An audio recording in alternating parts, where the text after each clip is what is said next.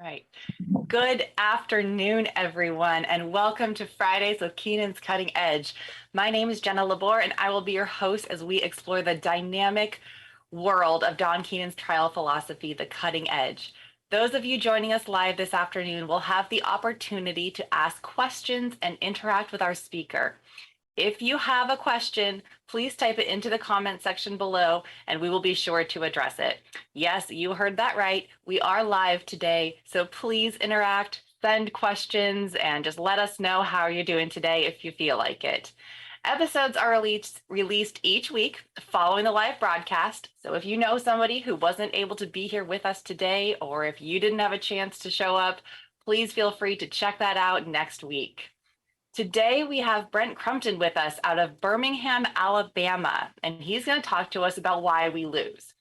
This is a great topic, and I honestly don't think that we can hear enough about it.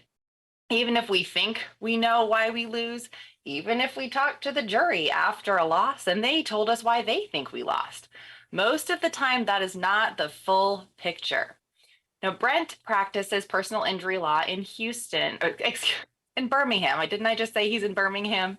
In addition to being KTI faculty, teaching advanced openings and black letter law. As always, we will put his contact information in the description below so that you can contact him directly with any questions that you have about this topic or anything else Edge. Brent, tell us about why we lose and how Edge can help turn our L's into W's. Sure, Jenna. Thank you so much for having me. I mean, one of the big issues that we have is that as we learn the edge and we go through the system and begin to have these successes, which all of us do, at some point in time, we're going to have something occur that's not exactly what we were hoping. So, for example, while we're not losing like we used to, in fact, most of the folks that I deal with nowadays are getting verdict after verdict. From time to time, we do have one that goes off the rails. And oftentimes we have a verdict that when we get it back, it turns out it's not nearly what we were hoping for. Mm-hmm. And so one of the things that we learn when we're doing the edge is that we learn all about systems and systems failures. And the edge really is by far the most complete compartmentalized system for conducting a trial. And for those of you who've had the opportunity to go through the colleges and take the courses and then actually implement it in your practice, you know that we have a step for each and everything that we want to do. And most of the time we have a checklist, and then that each one of these compartments will interface with another compartment together to bring us with a complete program, a complete system, right? So one of the things that we have to look at is that when something goes wrong, we have to take that ability that we have learned to conduct a systems failure analysis, that ability to conduct a root cause analysis, if you will, and turn it back on ourselves. And so one of the things that I've been fortunate enough to do is not only in my practice, but I've had the opportunity to work with other lawyers, younger lawyers, who are coming along. And so I've had the ability to get to do basically autopsies, if you will, on cases that have not turned out the way that folks would hope. And what I'd like to do today is I've got a little bit of a PowerPoint presentation, but I want to walk through sort of each of the major system failures that I'm seeing, and I think a lot of folks are experiencing, and then just talk a little bit about how we can address each one of those systems failures to ensure it doesn't happen again. Because ultimately, as we're conducting our root cause analysis, at the end, what we want is to be able to go back and take the action that's necessary to ensure that it never happens again. So the criticism that we may level against the defendant from time to time, that they haven't taken action to prevent it, we need to turn around and level that against ourselves to make sure the next time that we try a case, we get the result that we're looking for. Let me share my screen here, if you will, with everybody. And hang on one second, just to make sure I've got the right one up. And from the beginning here. All right, so we all know and we're very familiar with the edge itself. And what our motto here is that we're giving trial lawyers the system they deserve to win, protect our community, safety, and to deter wrongdoers by holding them accountable. All right, so, and I've underlined here is that system and the importance of the system itself. And so one of the things is, what is a system? Well, we all know based upon our own interactions with systems that there are lots of different ways of defining it, but you see here I put up basically the word flex definition, and you can see how broad it is, from techniques to approaches to sets of procedures and guidelines. And so again, sort of brings us back to what is it that the Edge provides for all of us. And again, it provides us with a complete system. And so when we have something that goes wrong, okay, when we ask for a 7-figure verdict and we get a 5-figure verdict, or we have done everything right and then all of a sudden it's a so-called admitted liability case, right? And then they come back with a defense verdict. Well, how in the world could they come back with a defense verdict if it's admitted liability? We've seen all of those things take place, and all of those things are teachable moments for us to stop and to unpack them. As painful as they may be, we need to sit down and take them apart. So for those of you who do medical malpractice, you know that there is an M&M committee and that there is peer review and that they go back and autopsy very carefully what happened. And so kind of what I do in each of one of the cases that I'm involved in or I'm asked to participate in when we don't get the result we want, or even when an individual part of the system does not go off as planned, doesn't perform the way that we wanted it to, we're going to go back and do our own sort of M&M conference to see exactly what it was that caused this problem to take place. So one of the things that I want to point everybody to that I think is incredibly important is Don wrote a blog back in April of 2019, and it's called Systems Failure Analysis, the Ultimate. Okay. And so for all of those of you out there who have access to this, go back and read this, because what you're going to see me talking about today really comes from this. And in particular, in this blog, Don created a chart, basically a complete overview chart, and it's called Why We Lose. And it is a chart that outlines each and every compartmentalized aspect of the Edge, how they interact with one another, and the various ways in which these systems can go wrong. Okay, and what I'm going to do, instead of putting it up on the screen for all of you to see, I'm going to talk about it, but I'm not going to show it to you. I'm going to encourage you to go pull that blog and to read it yourself. Now, I can tell you how important that is, that picture of why we lose. Okay, I've had that blown up and I put it in every associate's office. Okay, it's on a giant poster board, and everybody has it in their office and they look at it every single day. And the reason is because it is a wonderful visual overview of our entire system. And it's an overview that allows you, when you're going through it, to see exactly how you win. And I think it should equally be titled How Do You Win, as much as how we lose. But anytime something goes wrong, I can guarantee you can go pinpoint somewhere on that system exactly where something went off the rails, right? And it breaks down to really two things. Is one, either you don't yet know that system for how to conduct that particular part of the trial, which is easily fixable. You just simply go to a college or you go to a seminar and you sit down and you learn it, and you'll find that there is a specific checklist, a specific methodology. You'll get the opportunity to role play it, to learn it, to bring it into your toolbox, if you will, so that you can do it from there on. And then there's the other part, which really breaks down to self-discipline, is that you know better and you do it and you don't do it anyway, right? And so unfortunately, that often comes from a function of time, okay? And for those of you who've been doing this long enough, you know that to do it right is a time-consuming process, and sometimes we lack the self-discipline and we cut a corner here or there, and inevitably you're going to find out that when something goes wrong, it's usually a result of that corner that got cut. So, you know, that's, again, another issue that we all have to deal with, but it's one that we all pay a price for whenever we ignore it. One of the things that I stress with the folks, and I stress it with myself when things go wrong, is that developing success from failures, discouragement and failures are two of the major stepping stones to success. So I've been fortunate enough that since I have been doing this, I have not had a loss in the sense of not had a defense verdict, but I have had verdicts where I have gotten the result that's far less than what I was hoping to get.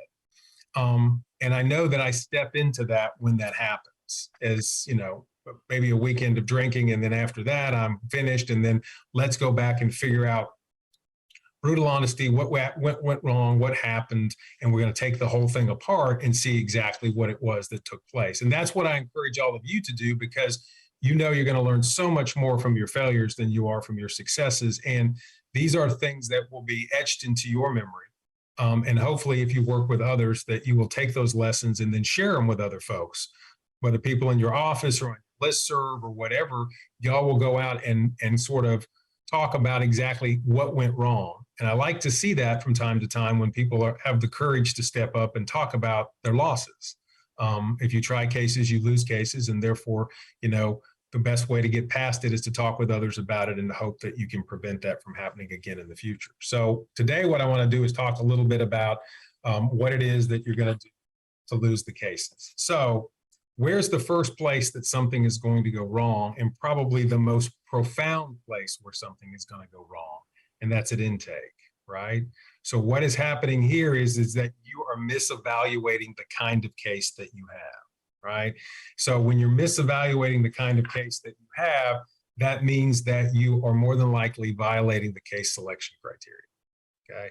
And for those of you who know the old reptile book, it's now The Edge, but the old reptile book, chapter 15 was the shortest, but I think the most important chapter in the entire book.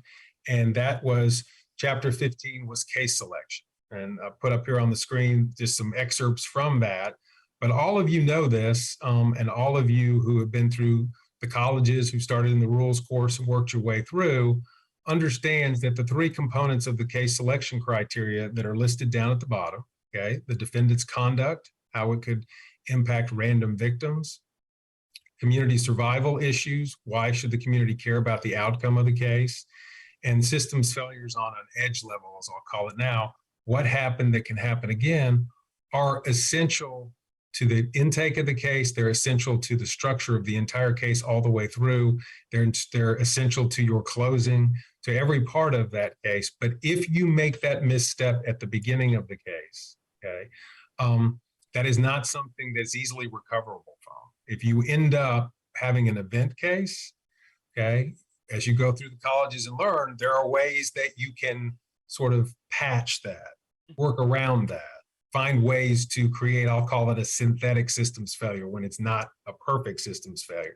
There are ways around it, but you have to be honest with yourself and understand that you may very well have an event case and not a systems failure case. So that's step number one. And I find that from time to time that lawyers will go try a case, and at the end of the case, it doesn't turn out the way that they wanted, usually in terms of the amount of money.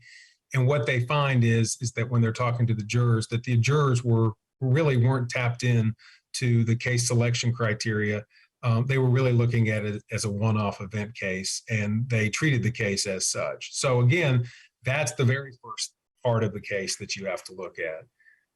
The next part of the case that you have to be, that sort of goes hand in glove at the very beginning of it as well, is the idea of focus groups, okay?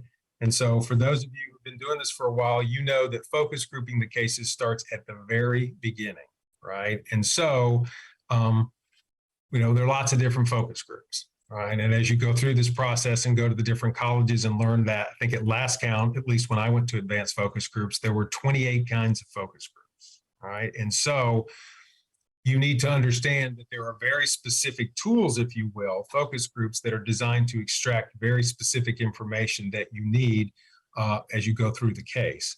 But at the very beginning of the case, obviously you need to be doing a focus group, a narrative focus group, and seeing exactly what kind of emotional reaction that you're getting from the focus group. In other words, are you about to sign up a case and spend the time and the money on the case when your focus groups are telling you that they don't really care, okay? That it doesn't move the needle for them, they're not all that concerned about it. And so one of those things for everybody who is doing focus groups is to understand that at some point in time, to be really good at this, you just need to check your ego and let go of the need that your opinion doesn't make any difference any longer. You need to learn how to do these focus groups correctly and then trust the outcome of these focus groups so that you can make sure that you've got a case where on a scale of 0 to 10, these focus groups are thinking, this is a 9, this is a 10, this is something that needs to be dealt with, and that, the world isn't right until this gets taken care of. Those are the cases that you're looking for. If you're taking cases where you're getting a 3 or a 4 and people are yawning and they're not all that concerned, then at least have the expectation that once you spend the time and the money and then you take it to trial, that you're probably going to get a 3 or a 4 type verdict. You're not going to be getting that other kind of verdict. At least know what you're getting into and be honest with yourself at the beginning of it. All right. The next area that we want to talk a little bit about is once you get through the case selection criteria and once you begin the process of putting these things together, another area where I find that folks sort of go off the reservation, if you will, is when they begin to sort of put together the visuals for their cases. All right. And so one of the things that y'all all know about is the mechanism of injury, the mechanism of the event, the rules. Okay. When you start to go through and put those together, there are focus groups that are designed specifically to help you put those things together to ensure that they're done correctly. But what I see a lot of times is that the visuals are put together at the last moment, that there isn't a real clear MOE. There's not a real clear MOI.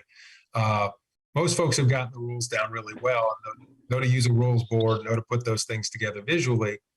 But just remember, if you don't have a clear MOE and an MOI, if it's confusing and if the jury can't understand what happened, then you're going to lose. Just because a confused juror or confused jury is a defense jury, right? And so part of making sure that you go through that process is please don't wait till the last minute. And again, that's a time issue, but try to go through as best you can and get those MOEs and MOIs done early, get them focus grouped early, make sure that they're clear, because those things that are done at the last minute that you think I'll do it the week before trial and put something together, if you get them in, oftentimes they do not. And I've had as a referring attorney, we've had some situations where we put together images for a brain injury case. And we spent a lot of time working on them, and man, we thought they were great. Well, the problem was it was we who was thinking and not the focus group who was thinking. So we thought, oh, this is perfect. And we gave it to a focus group, and they came up with all sorts of scenarios that we never thought of that had nothing to do with what we were trying to demonstrate, none of which were good for us. And it took us 3 or 4 different times of going through and revising and redoing everything until we got to a point where we were communicating with them clearly. So just, again, understand that you don't have a good MOI or a good MOE until the focus groups tell you that you've got a good MOI. Okay. The next thing that we see from time to time that's a problem is we see your opportunity to get information early in written discovery. Okay. Take advantage of that, especially requests for admissions. But that's going to, again, and we're going to talk about hit lists in a minute, that again is going to require you to have sat down and thought these things through and to have focus grouped these things as well. To have the focus group assist you in telling you what it is they want to know and why they want to know it. And the earlier you can get that information and put it together, and the earlier you can get it out to the other side, especially in an RFA, before they're organized, before they have a theory of the case or understand your theory of the case, that gives you a huge advantage. And so, we have found out that sending out, and I think in several of the brain injury cases, we sent out 150, 200 requests for admissions we had 7 or 8 different defendants on very discrete issues, locking them in probably a year before they were ever going to sit down for a deposition. And it made a huge difference. But again, that's going to be a function of the amount of time that you have and how far ahead are you. One of the things that, for all of you who do this already, you're going to laugh because I'm about to say this, but for those of you who are just getting involved in it, you do all the work on the front end, okay? You don't have any of this stuff as you're racing toward trial. You're not panicking those last 3 weeks before trial trying to put everything together. You've done all the heavy lifting back when you had the time, when you had the energy, when you had the focus, and you had planned it all before to make sure that it was all done. But again, that goes back to the self-discipline issue. And if you can do that, and then what you have to then do is to learn to develop the patience to wait for the defendants to catch up, right? Because it'll be a year or two before the light bulb goes on in terms of exactly where you are and what you've already done. But again, that's just something that relates to getting out ahead early and staying out ahead the entire time. The next thing we're going to talk about is the depositions, okay? And there's two different things I want to talk about here that I think are important. And the first one, for all of you who know this, is your own client's deposition, right? And so one of the things that we see, and I see that in particular in a state like Alabama where I still have contrib, right? And I've got pure contributory negligence in this state, so 1% on my client equals 0. So this used to be one of the most excruciatingly unnerving things in my practice was my client sitting for deposition.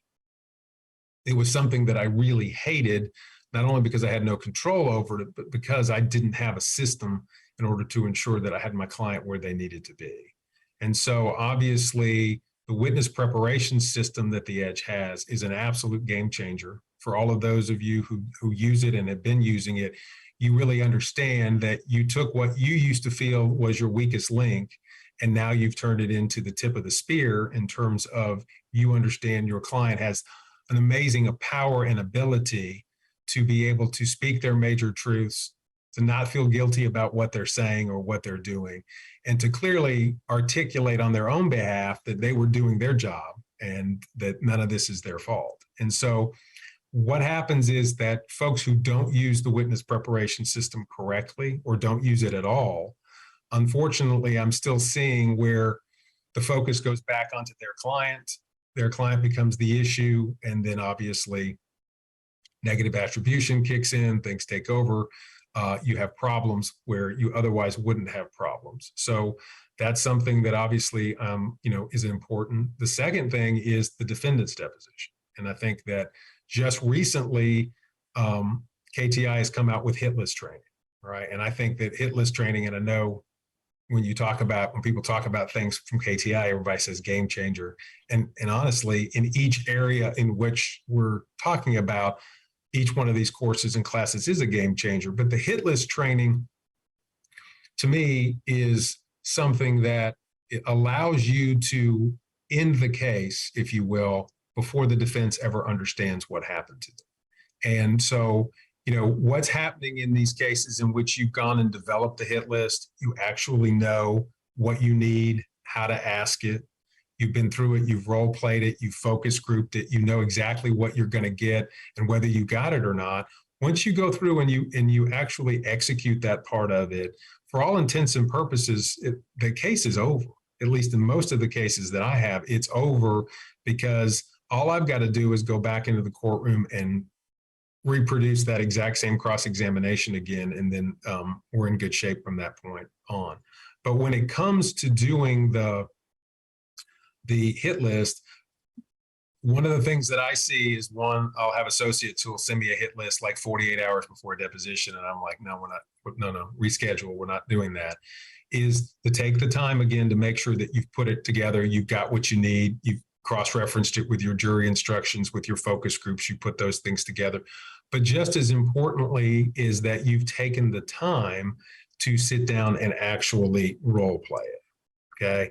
And for those of you who've started doing role play or have always done role play, you understand that from the human brain standpoint, that role play, that visualization is every bit as real as the real thing is. And that all you're doing is giving yourself additional experiences and then making sure that whichever way the rabbit runs, that you already have thought that through, have which of the 4 ways or ways that could possibly answer the question. You've run down each of those rabbit trails, and that basically you're sort of just shooting fish in a barrel as opposed to trying to react or think in real time in a pressure situation. And so, again, if you can go through and do that and learn how to do that, and I know that's a fairly new course, but for those of you who have not had the chance to take it yet, get out there and take that and start implementing that as part of your process.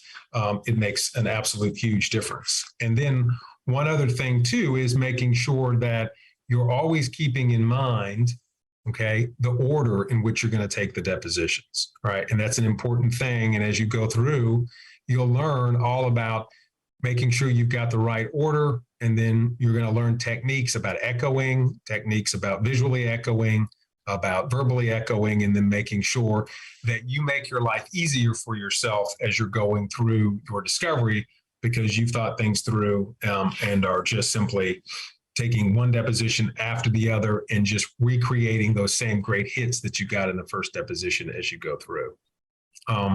So now let's sort of switch a little bit now and talk about some of the things that I see a little bit at trial. And these are cases that I try myself, as well as cases where I go watch other folks try cases or help other folks pick a jury, is going through. And the first part, obviously, is where things go horribly wrong is in voir dire, right? And so one of the things that y'all all know about voir dire is that, we have, fortunately for all of us, that basically we have the Keenan pie, right? So for those of you who had struggled with voir dire, didn't have a system, didn't have an understanding of a system, well, now you, for those of you who have been using it and understand it, you've got something that goes through in the correct order, okay, each and every one of these potential issues that you need to deal with. And what I see is that, one, a lot of folks who do this don't have enough practice, okay? So one of the things that y'all know to do is that each of your focus groups is make sure you take some time in every focus group and do a little bit of practice as it relates to your voir dire. The second thing I see is that sometimes there has not been a lot of thought given to your which way do you lean questions, okay? And so, again, you've got focus groups. They're going to tell you what's important. They're going to tell you how they want you to deal with certain issues. And you've got to take the time to put those which way do you lean questions together in a way that ensures that you can get that issue where you need to. So in other words, if you need to swift boat the issue, that you can make sure that you've got it where you want it, and that you know what those critical issues are that have to be dealt with.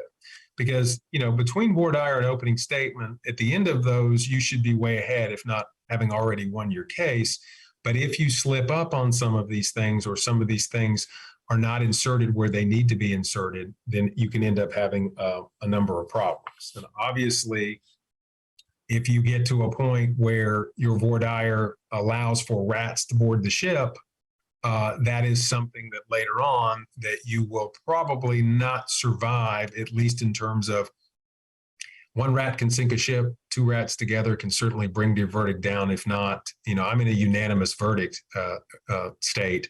So if I've got two folks to get together and decide to hold out on something, that's pretty much can be the end of us. So making sure that you've put everything together to ensure that you are keeping that from happening is an essential part of what you're doing. But I think that, special issues come up in cases. And recently, while I tried different kinds of cases, recently I thought, well, let me try something that I normally don't try. And it was a low visible property damage case with either admitted liability, if you will, or certainly conceded, if not admitted liability, against an individual defendant, okay? Those are some of the hardest cases for those of you who try those cases. Those are by far some of the hardest cases to try, because the point of view will shift on you during the case. And by that, I mean, we were certainly able to get everybody to fully understand the rules violation, the systems failures, all of the issues we talked about earlier that relate to case selection criteria.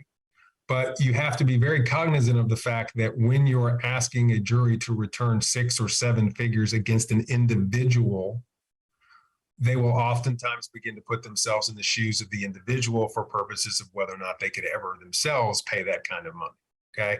So then you better have gone back, and your focus groups will tell you that. They'll let you know that's a lot of money. That put me in the poorhouse if I had to pay something that big. And insert what you need to insert in your voir dire to ensure that you are giving at least a fair chance from them that they're judging the conduct and they're not judging the individual. And you will go through and read, Don has wonderful blogs that talk about different times in which he's faced that issue. So you can go back and look at the anthology, and you will find verbatim ways of dealing with those particular issues to ensure that that is not a problem. Because if you think you're just going to skip it and you're not going to address it, if you're just going to go ahead and ostrich and bury your head in the sand about that particular issue, you're going to find that you're going to get a verdict, but then they're going to give you a verdict that's in the realm of what they think they can pay. And unfortunately, that ain't going to be a lot. So those little things to make sure that you're paying attention are, again, one of the things I see when I'm seeing somebody get a result that's not what they want. They skip that part, or they miss that part, or they didn't pay attention to that part at all. And then after voir dire, okay, and let me talk a little bit about swift boating here. And these are some of the main issues that kind of come up when we talk about swift boating. Okay, in these kinds of things, pre-existing injuries, you guys all know pre-existing injuries are something that you need to embrace, not something that you need to run from, right? So you need to make sure that you're conducting a proper voir dire on that.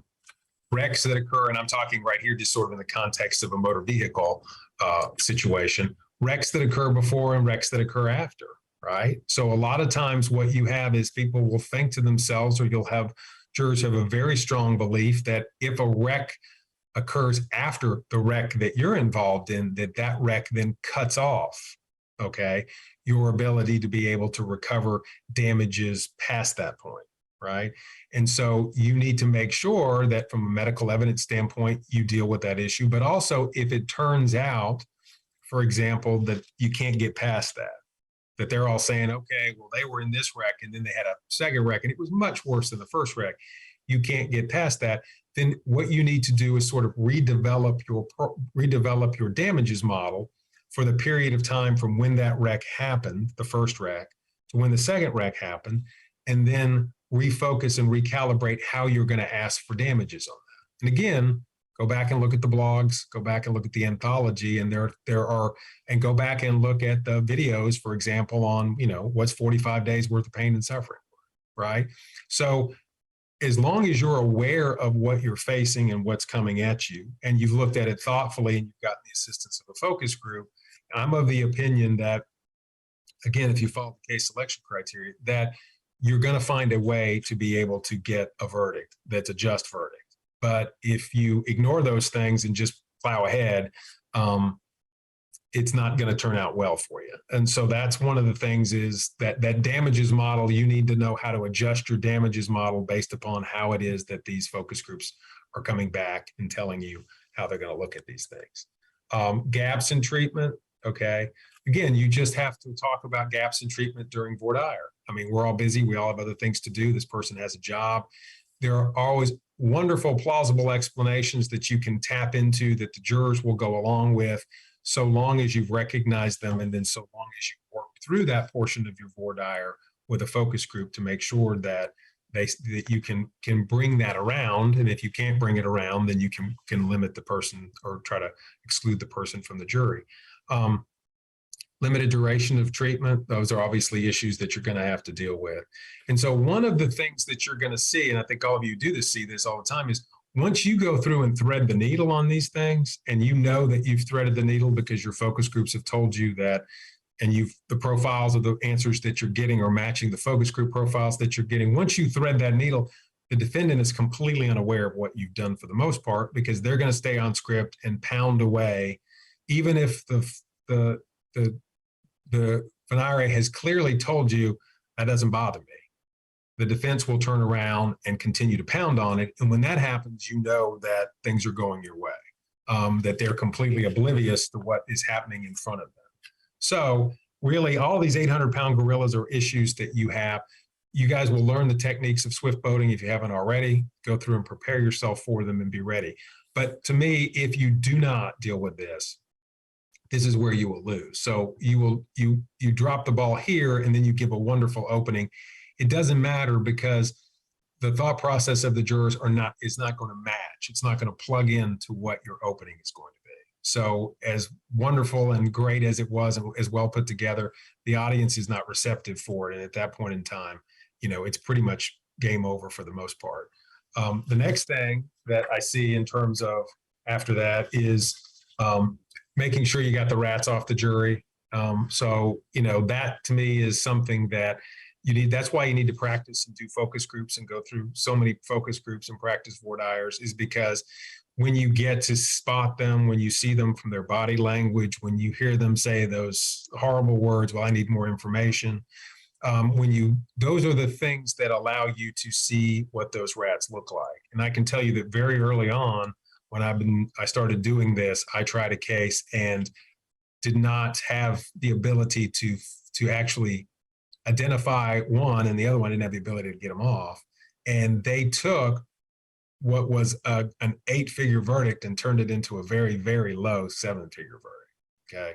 And it was because the two of them got together and were able to convince everyone else that the case really wasn't worth 15, 17 million. It was really worth more like $1.5 million. So that kind of stuff, and we found that out because the judge, we showed us, and I guess maybe she was just being sadistic, showed us all of everybody's notes just at the end after it was over, kind of saying, well, you had almost all of them. But that was just simply because those two folks were able to come in and do what they were able to do. And they were able to push everybody around on a Friday afternoon. And that was the way that happened. So be aware of that, and also be prepared to arm all of your good jurors with the information that you have to ensure that if you suspect you've got a rat on board, okay, if you've got that person, it's hard to tell sometimes, but if you do that, make sure that you have given everybody else what they need to push back to give you what you're asking for. Okay. The next place we sort of go to where I see things go wrong is on experts. Okay. An expert is not going to win your case for you, but an expert pretty much could lose your case for you. So when you're going through and lining up for your expert retention, okay, you guys all know you're looking for an expert who is going to be a teacher. Okay. You know that the expert is somebody who, you should have, and if you go through the colleges and take the colleges, you will have a checklist for preparing your expert. Okay. So your expert will go hand in glove with the way that you want to try the case. And that's obviously early on. You need to make sure that the expert and the way that they conduct themselves and their opinions align with the EDGE methodology in terms of presenting a case. So about systems failures and their ability to support your statistics and all of those things that are necessary elements for you to be able to put it on the EDGE way, make sure that your expert is able to do that, or that you get a different expert. Okay. And then make sure your expert checks their ego at the door. I mean, you've got a lot of experts who are, parachuting in and out of places that are doing really well, all this kind of stuff. But when you get that feeling, right?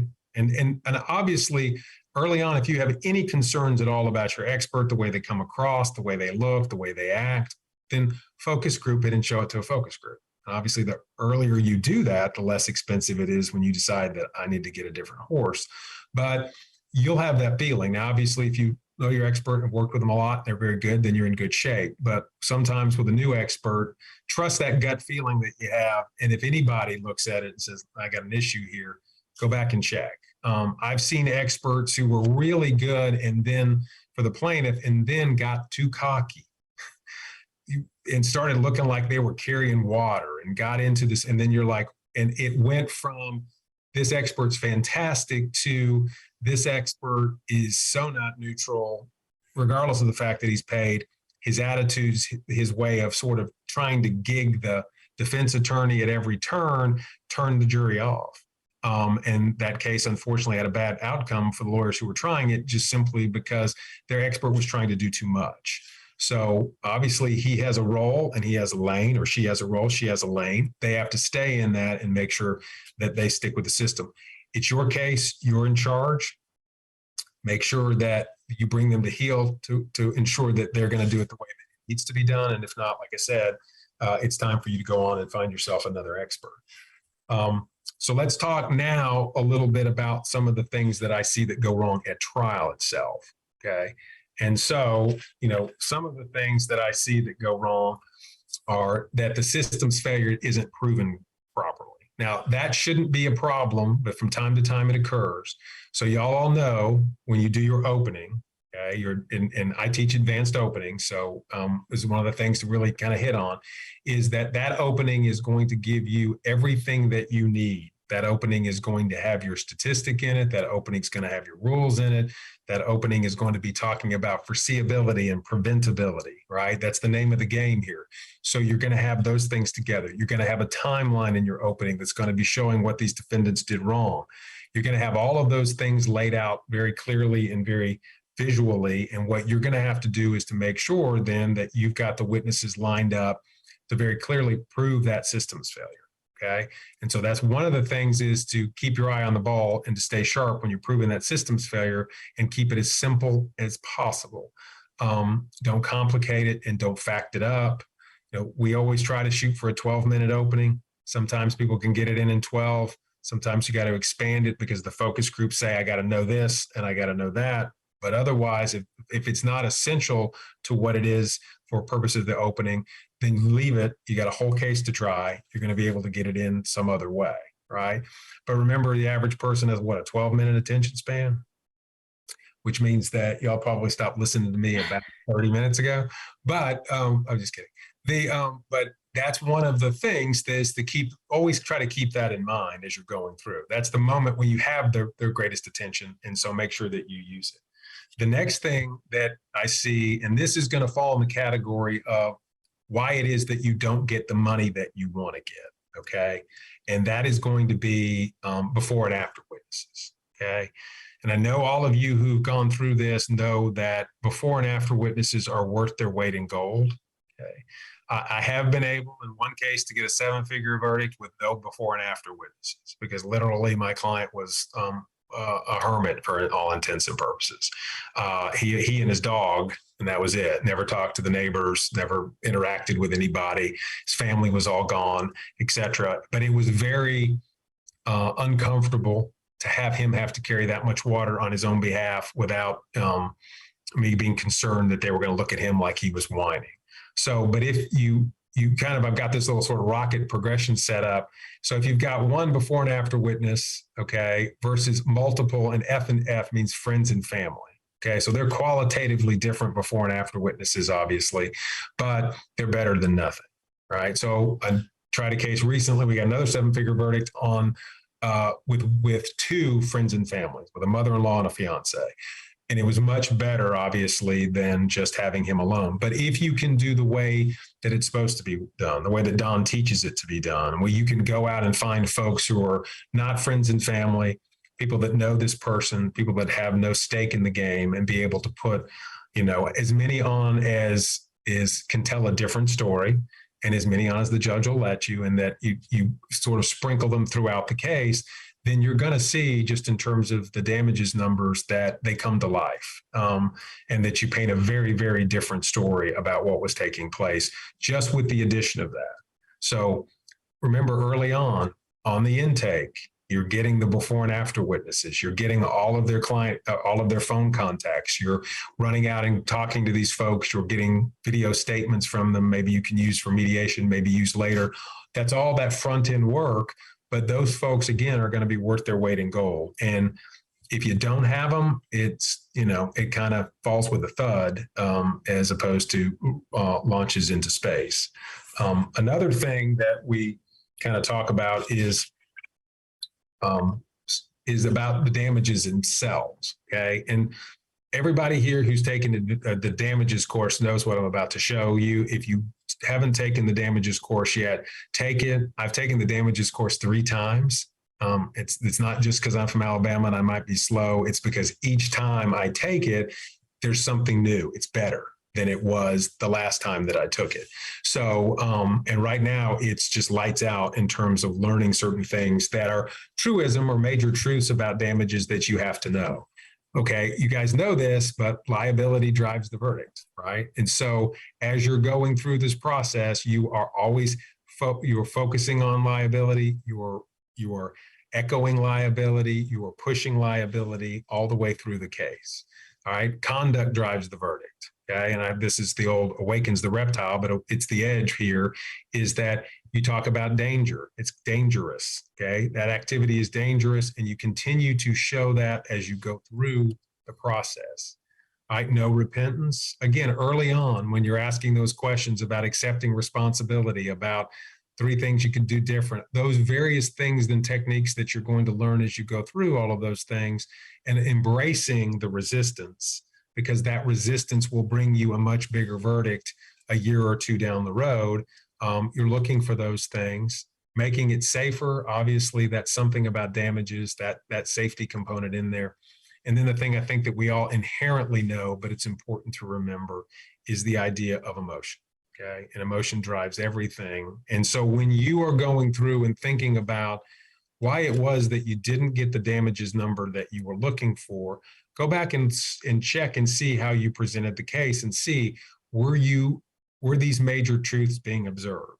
Were you at all times going through and keeping this drumbeat in the background as you were putting on multiple before and after witnesses? Okay.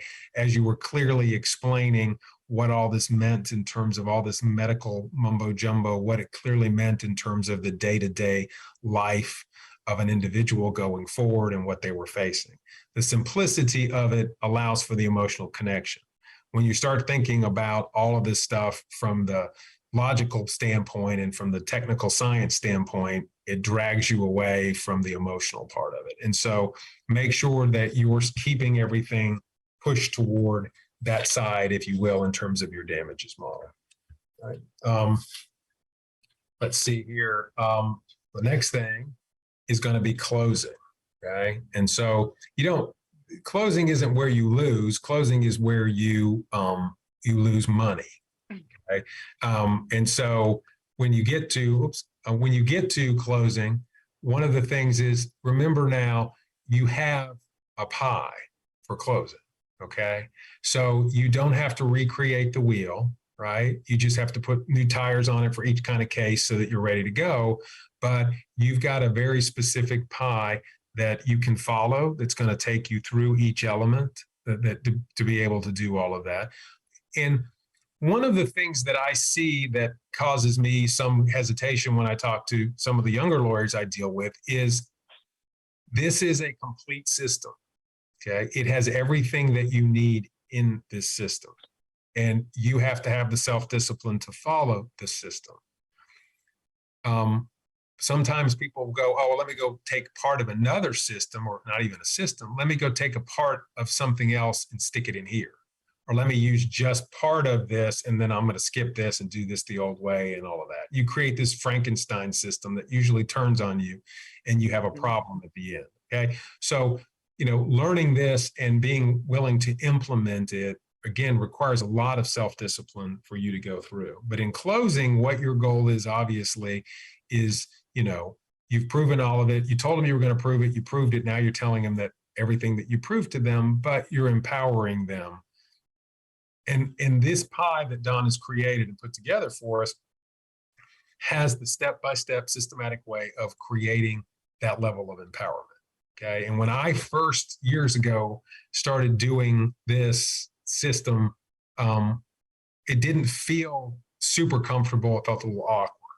Now, I get emotional when I'm talking about the importance of the justice system. I get emotional because I really, truly do understand and fully believe now, and have integrated that into my being, the understanding as to why it is so important that these people are there and what they're doing on behalf of everyone there. And once you really step into that and understand that, they feed off your sense of empowerment. When you believe it and you understand it, then it is amazing, the synergy that gets created and the level of importance that they truly do feel about what they're doing. So that's something that if you don't feel comfortable with it, it's just a matter of practice. But again, there's a system waiting on you that has everything that you need to take you through that. So at the end of every case, what I do is sort of go back and look and say, okay, what was it in terms of the major players, right? There's 3 players in all of this. There's me, okay? There's the judge, okay? And then there's the jury, right? And so the first thing that I look at for my own performance is I ask other people to watch me. And I know some people work for me, and that's hard, but I tell them, be honest, okay? How was I? Okay. And so was I off code? Right. So was I a teacher, and was I the nicest guy in the room? And that's a stretch for me at times to be the nicest guy in the room. But is that what I was while I was in front of those folks? Because that really is where you want to be. And it makes the case easier to try. It makes it more comfortable to try. And they look at you with a sense of trust, and you are able to tap into your authenticity if you can really just be yourself in a relaxed fashion, right? Part of that's being prepared, right? You can't be relaxed if you're not prepared. And if you've been running up until the deadline to get it ready, then that's going to be a problem. Am I tired, right? So have I been having to prepare things that otherwise should have been done a long time ago because something went wrong or because I failed to do the plan and to execute the plan? So am I really tired? And you guys know, anybody who's tried a trial that lasts more than 3 or 4 days, especially 3 or 4 weeks, you know how tired you get, and that if you haven't already packed all of your supplies ahead and put everything where you need it so that you can just grab it and go, how unbelievably stressful it can become, and then how that can affect your performance. So, and then am I confident? Did I appear confident the entire time that I was going through? So go back and judge your performance. And part of improving your performance is just all the practice that you're going to have as you're going through with these focus groups, as you're preparing and practicing your opening, practicing your closing, doing your hit list. Those are all opportunities for you to practice and to visualize. Okay, the next thing is the judge. So what was the point of view of the judge? How was the judge during the case? And so one of the issues is, did you surprise the judge? Did you sandbag the judge? Did you keep anything from the judge? So one of the other courses that I teach is black letter law. And for those of you who've taken black letter law, you know that one of the things we spend some time on is the point of view of the judge. What's it like to be a judge, to be put on the spot, to have to rule? What's it like to be a judge who isn't given all the information, isn't given it in a timely manner, is asked to do something under pressure in front of an audience? So did you put the judge in the best position that you could have put the judge in? So did you file a trial brief? Did you bring all of the issues to the judge's attention before you got there? Did you explore everything in your motions in limine? Did you put all of these things together? So obviously, the more organized that you are and the more heads up that you've given the court, typically, the better the result is in terms of rulings or just the general attitude of the judge about these things. So that's the last thing. And then the last thing is the jury. I mean, and obviously, this is the autopsy, right? So talk to them. But understand that what they say to you is not going to necessarily have anything to do with why they did it. I mean, that's not meaningful, but just listening to what they have to say. So one of the fun things I get to do for folks who have had a verdict, good or bad, is sometimes they'll ask me just to call up and do jury interviews. So I'll call up and I'll do a jury interview, and normally, I can find out in usually about 30 seconds exactly where it was on what we just talked about today. Everything went wrong. What they believed, what they thought, how they got confused, or that they didn't if it was a good result. But oftentimes when it's not a good result, what happened in terms of, was there a rat on board? Was there a complete misunderstanding of the timeline? Did they not, was the MOI, MOE off, and then they were skeptical? Because remember now, we can't be wrong once at all, because they're going to impute a motive to us that's not a good one. And so when that happens, what happens is they're going to turn around and think, well, those lawyers did it on purpose. And oftentimes, as y'all well know, we didn't do it on purpose. In fact, oftentimes we never thought about it. But that's what's going to happen to us. So, when we sit down and do the interviews and go through all of those things, that's what we're looking for, is to go back and find where in our compartmentalized system did we fail. And oftentimes we'll find we failed in more than one area, right? And so, and that's, as painful as it is, as I said earlier, it gives us the opportunity then to go back and fix it. And then the next time we go through, just like that string of Christmas lights you pull out and plug in, and you got to go check every bulb. The next time that you go through, you push it, you plug it in, and the thing lights up without a problem. But you know what to look for, you know what to do, you know how to deal with it. You've done your own systems failure. You have identified your own root cause, and then you have gone about fixing it. So that's something that for all of us who have that opportunity to do so, and again, it takes more time, that I would hope that each of you takes the chance to do it, or get somebody to help you do it. But don't ever lose a case or have a case where you don't get the outcome that you want and then just chuck it up to it was a bad jury and the judge was against me and well, I was tired. Whatever it is, don't make excuses for yourself. Go ahead and dig on in and find out, and then be more confident the next time you get up to bat.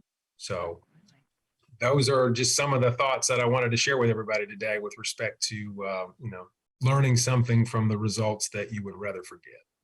Awesome.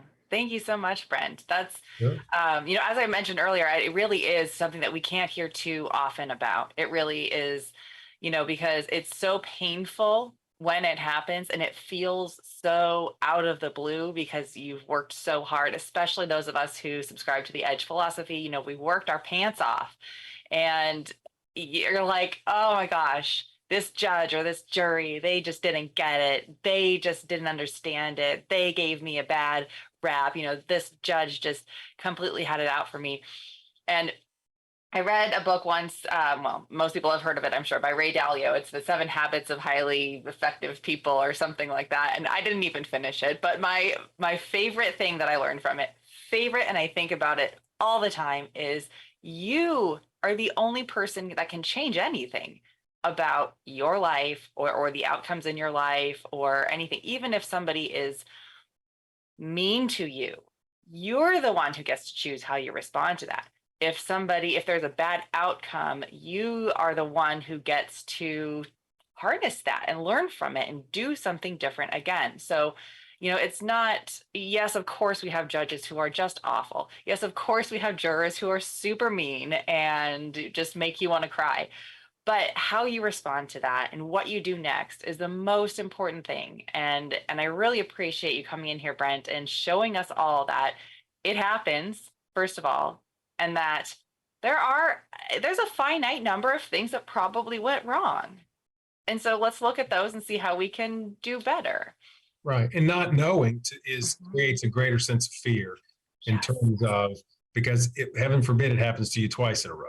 Right. Mm-hmm. Didn't go back and take that, because you can create your own blind spots, and if you allow those blind spots to just stay there without going and trying to figure out exactly what happened, then again you can't come in and be confident in the system, because if you took a loss, some people will run. So it's almost like people who trade stocks for a living, and you have a specific system on how to do it.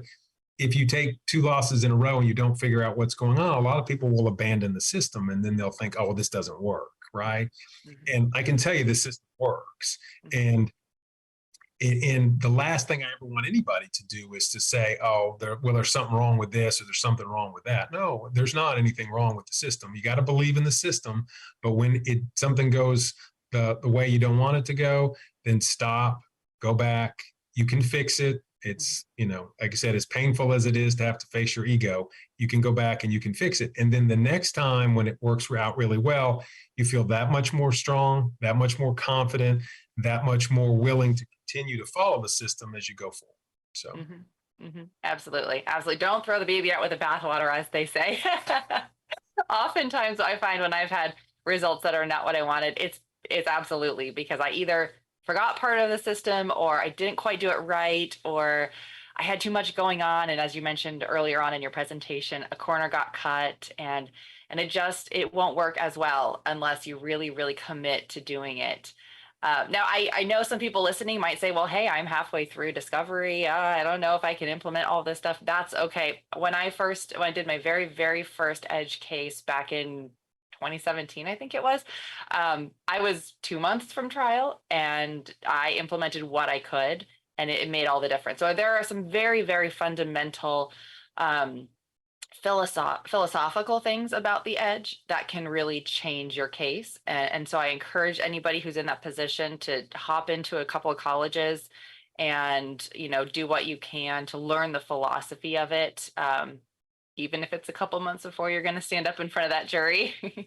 Absolutely. Yeah. I mean, just going to Welcome to the Revolution way back in the day, just the perception shift and the focus shift in terms of how to pursue things, the idea of systems failures, the focus on the defendant, getting away from your own client, those basic things enabled me to have great results in cases, like you said, that were already ongoing. So, and then certainly having a structured opening, just knowing how to do a certain structured opening or structured voir dire or close.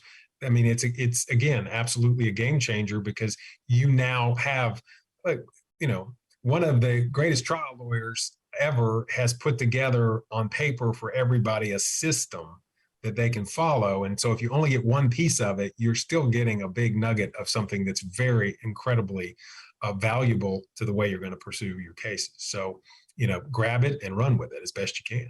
Yep, absolutely. And I think the best part of it is it's based on straight up black letter law. And you teach that course, Brent, but that's the thing. There is no magic. There is no manipulation. There is nothing shady. It's just that the defense has done so much shady stuff, and they have manipulated judges and juries and public perception, that it seems like when we come in and do these things that are based straight out of the mouths of the judges, the higher court justices, it seems kind of weird to everybody, because they, the insurance companies and defense black hats have spent so much time and money manipulating the public perception about it. But what we do is just bring the law as it is written and has been written for hundreds of years to the people. And that's it. Yeah. And step one, though, for us is to go back and learn the law, because, we all read Paul's graph in law school and then forgot it. And then just threw it right out. And then after that, we stepped in and started practicing in front of judges who did not remember it, were not applying it, especially as tort reform has gone on in the decades have passed. Now, part of what the whole process is going back. When we talk about trial briefs, going back and reintroducing your judges to the fundamentals that they may have lost touch with. And so, once you do that, again, all of a sudden they see things very differently. And it's so much simpler. Practicing law is so much simpler when you return to the purpose of tort law, right? Mm-hmm. So when you talk about deterrence and preventability and very simple things like that, it seems like, oh, wow, this all makes so much more sense than when you listen to the defendants talk about it. It does. And that's another thing, is it will take some time. So everybody have to be patient with the judges, because they've been as manipulated as we all were before we got back to the basics. And sometimes you'll have judges who are resisting, even if you show them quotes straight out of judges' mouths that they highly respect. But, that's going to be part of learning this system and making it work for you and your clients, and turning those L's into W's, is really being patient and showing the court that this is not, we're not manipulating anybody. We're just following the law. Absolutely. So. Awesome. Thank you so much, everybody, for joining us for this week's episodes of Fridays with Keenan's Cutting Edge. If you liked the episode, please click the thumbs up icon and subscribe. And also you can click the alerts bell so that you don't miss an episode. Next week, we have Mark Milholland with us, who is going to talk about the paralegal seminar. And this is a really neat opportunity to get your entire office on board with the EDGE philosophy. It's all well and good if you, as the lawyer, understand the philosophy behind it, and you know what you're doing in depositions, and you know what you're going to be presenting in trial. But if your office doesn't have a good understanding of how they're going to support you through discovery and whatnot, you can kind of you can fall a little bit flat there, and it can be a struggle. And as you heard today, discovery is one of the biggest ways we can get a W for our clients. So the support staff being able to help you there is very important. This is a great way for your staff. I think it's called the paralegal seminar, but I believe legal assistants and whatnot can also attend. But we'll hear more about that from Mark next week. So I look forward to learning more about it with him next week with all of you. Have a wonderful weekend, and I will see you next time.